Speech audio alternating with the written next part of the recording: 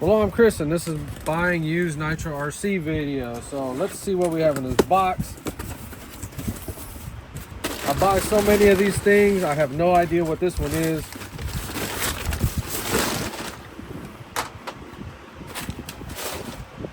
So after successfully building a 2-speed Nitro Slash, I have no fear of having to change parts out if I have to.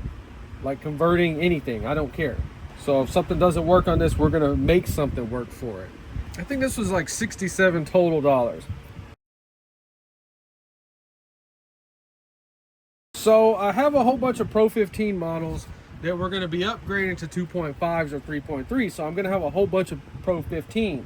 So this is one of those I wanna put a Pro 15 on. So when you're buying these old ones like this, you got to look at the pictures over and over and over again. You have to go to RC Scrapyard and see the pictures of the real one or the fixed up one, the exploded view, and just look over and over, because you cannot afford to be missing some major parts on this one. Like all of this drive right here, we are not going to be able to find that. Well, possibly these bars right here, that bar, that bar.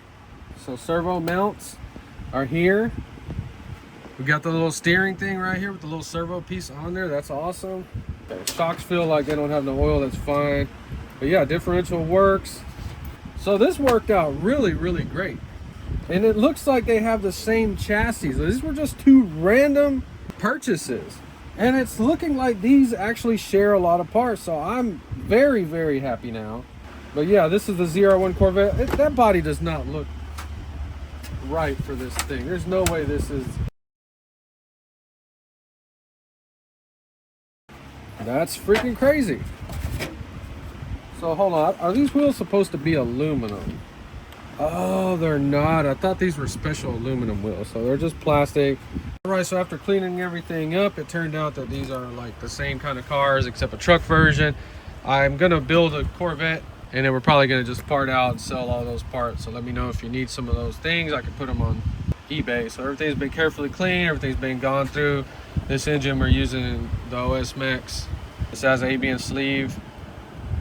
It's worn out, but it should be able to start. I'm gonna try to get it resized eventually. So let's just go through this build like if we bought this kit. So this one came with these two foams on the back, and I was able for $17 to find the front wheels. They are different. You have to be careful. This one uses the small bearings, and then the hex on the back. Still got to go wash these wheels, but yeah, I found me a set. That's awesome. So then I'm just gonna build the whole thing real slow for people that missed out on this like me. So it has these two body braces in there. You want to get these in there right now.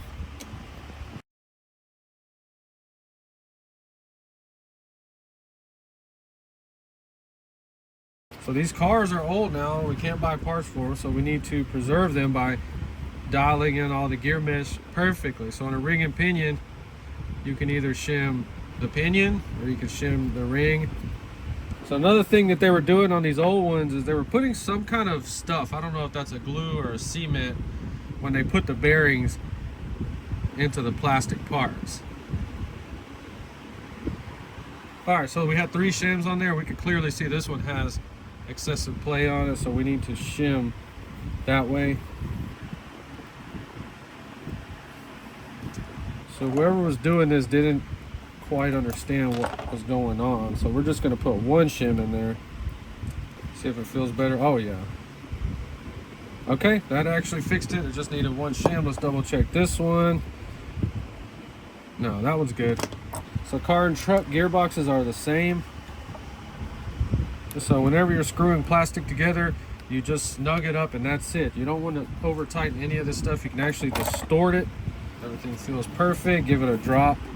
So all you need is a drop. Oh my God, dang it.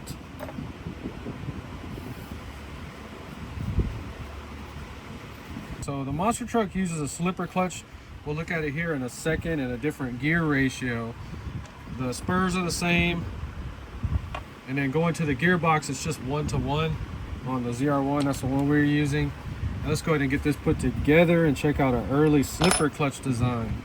So that one's 1-to-1, you can see, and then on the monster truck it's a little bit smaller, just a little bit, and then it goes to a bigger one.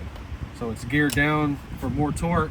It took me, man, like freaking 10 minutes to figure this out, because the shaft actually it's threaded on there with an extension on there. That's what threw me off so much when I was first messing with this.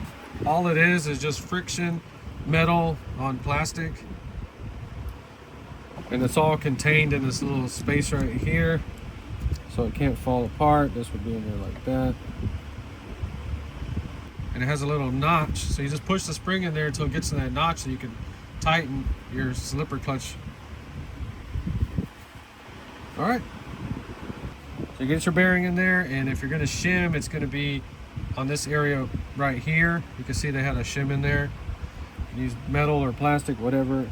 And then right there, that little gap right there is where you're going to shim if you have to.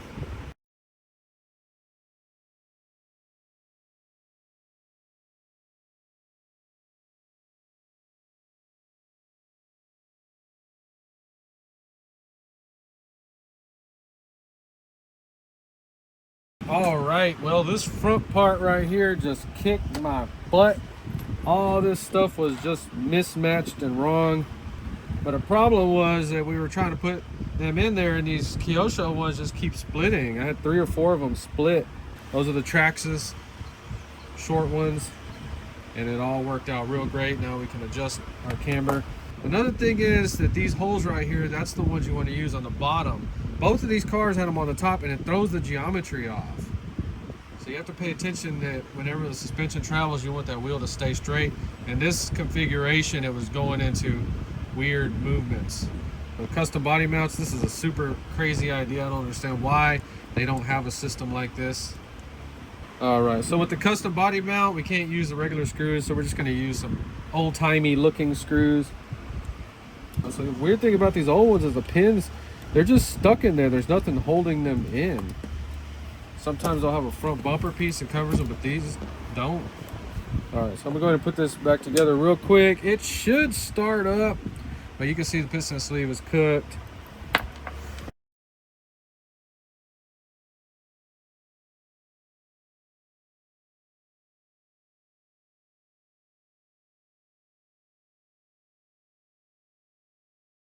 So I've been working on this thing for like freaking 8 hours. I'm really happy with it. We might end this video early because there's mosquitoes everywhere, and the whole point is just to hear this engine run. We have to use a bump box. I don't know what the settings are on this carburetor.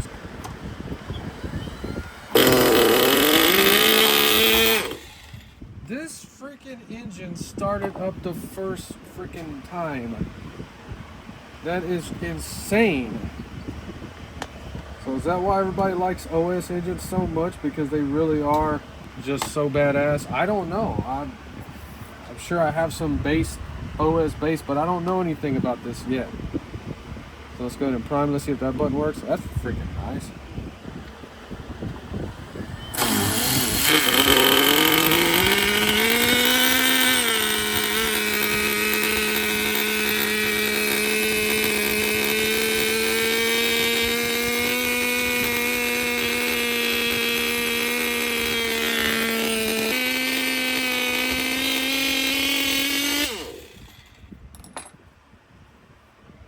Alright, so probably too leaned out. So we're going to open that up a turn.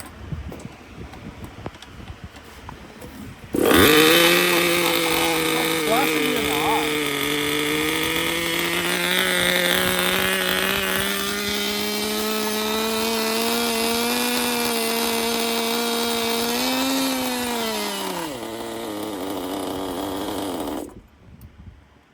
All right, look, that front bearing is leaking right there. Look, that's the first time I've ever seen that.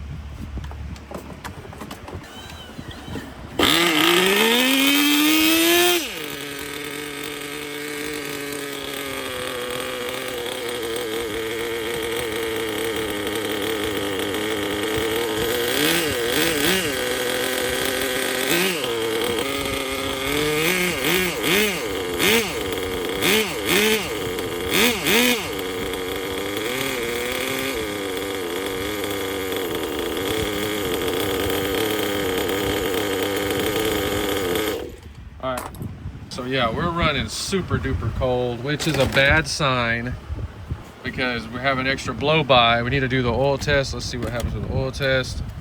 Oh my God. Okay, that's not good. Well, we are running super rich because you see how much fuel we used up. But the problem is, I'm gonna have to take that spring out because I can't lower the idle gap anymore. And we couldn't get this thing to idle down slow enough to stop spinning the bell crank. So a lot of little issues. We're gonna go ahead and make a part 2 on this one because this project took a lot longer than I thought because of the front suspension, and there's a lot of figuring out because this was a kit. So somebody put this together. We're having more issues. The spring travel or shock travel was limited, and I don't know if that is something they say to do in the book, like put the silicone lines to limit the travel of the shock. But I mean, there was only like half an inch of movement in those shocks, and it was just weird. So I had to take them apart. I was trying to find the manual of this car. You can find exploded view and parts list, but you can't find actual instructions on how to build it. Just trying to bring these nitros back to life, and this thing is very cool. I'm starting to really like these old ones because the new ones are just plastic. They're boring. I don't hate plastic. I'm just saying that this looks cool. This looks like a freaking robot. This looks like something from another planet. And it's hard for me to understand that they had these things when I was a kid playing with Legos like a dumbass. All right, so you see the weird thing that's happening to this one. You see how that's spitting that out right there. So we are leaking oil from the front bearing. I just looked at it. I didn't really check it out, but that's what I was trying to say, that that's not causing an air leak. And the air leak tests so far, I'm trying to develop how to eliminate them 100%, but it's literally you're doing changes, common sense, you know, stuff that like a new one does, and trying to remember back like, you know, try to think like a new one. When you make adjustments on your carburetor, you have instant responses, and this one is responding pretty freaking instantly. So we do not have any air leaks. I had to put a Traxxas gasket right there for the sliding carburetor. It's not installed 100% correct. I was trying to cut the hole out, and I got it pretty close. That's the only kind of rig thing that I have on it. But it's real weird. About a month ago or two, I was looking in the book and saw that engine in there, and I was like, man, it's really weird that I missed out on all these and I can never go back in time. And boom, they're starting to come my way. This is the original carburetor on it from that ad. I don't know, it looked like from the 80s or something. I was born in 84, so there's no way I would have been around. Or somebody let me know. I really don't know when any of this stuff came out. I don't read RC magazines. I just don't do that kind of stuff. I'm just not into RC magazines. I've never read car magazines either. Never read any Hot Rod or Carcraft, none of that stuff. But yeah, we got the OS. It says 2BK carburetor. And like I said, the ad showed this one, so this has to be an OS carburetor too.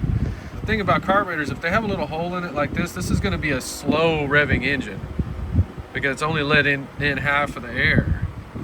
And it'll sound like something's weird with it because it'll have the RPM, everything will just be lowered down, but they still run really good.